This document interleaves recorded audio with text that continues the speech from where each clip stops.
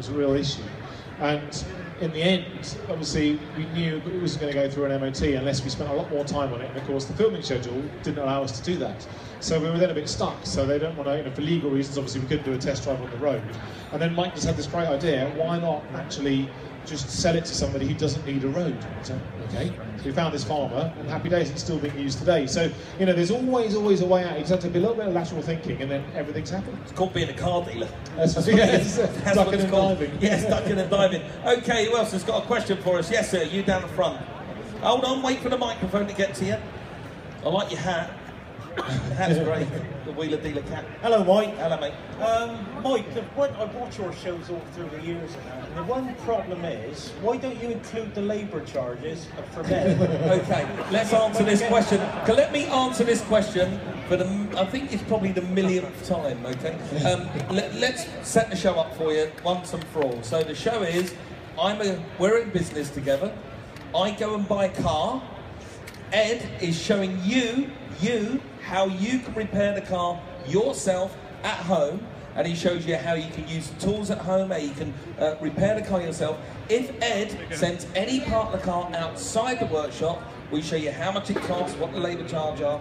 But when it's in the workshop, Ed is playing the role of the home mechanic. And at the end of the day, you would never charge yourself labour. Nobody ever does. When you think about it, if you get your favourite car or whatever, and you spend 6 years, I mean, we're very lucky in a way. We only have the 2 weeks, you know, with each car. But if you've actually spent 6 years doing a car, you would never try and get that labour back. But you might still try and get all the money you actually spent out, because that you feel, that's the pain you feel. So you want to get that back. And really, the show is about just, you know, the love of these classic cars, keeping them on the road.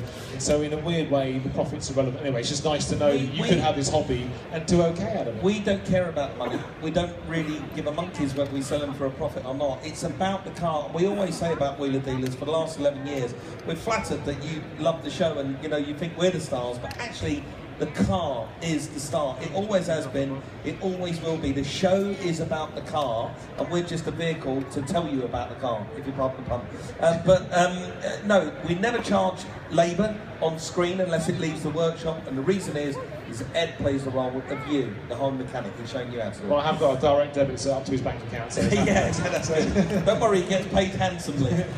Anybody else got a question for us? We've got lots of kids putting their hands up in the air. We get down to you. Yeah, let's send somebody down. If you've got a great question. Miriam, right down the middle here. But on the way, is there anybody else? Michelle, down there, yes? Yeah. Is it another kiddie? It's great that we've got so many kids watching it. Another kid. Hello, Mike.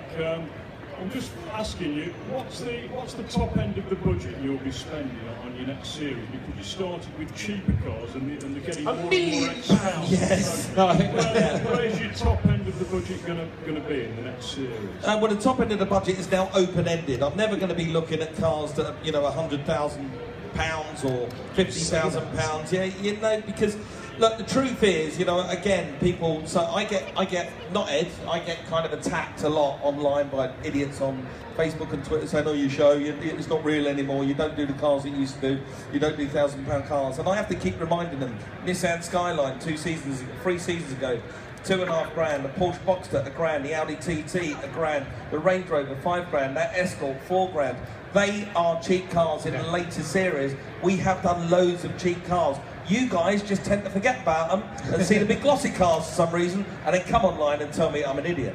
Anyway, the point is, the cars that we did in the early series, when they were £1 grand, £2 grand, £3 grand cars, you can't buy them today for that money.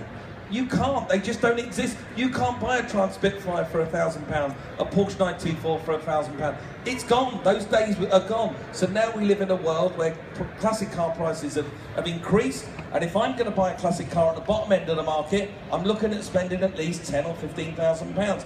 That's just maths, that's just the way it is. It's not my fault, it's the way the market's going, and isn't it great? You know, we've been riding the crest of this wave for 11 years, and I think we've contributed in some way to the rise in classic car prices, and I think we have. And that's all because the cars that we bought back then, we could never buy again today. And that's why the prices are where they are. That's cool. That's cool. He's a determined young man. That's because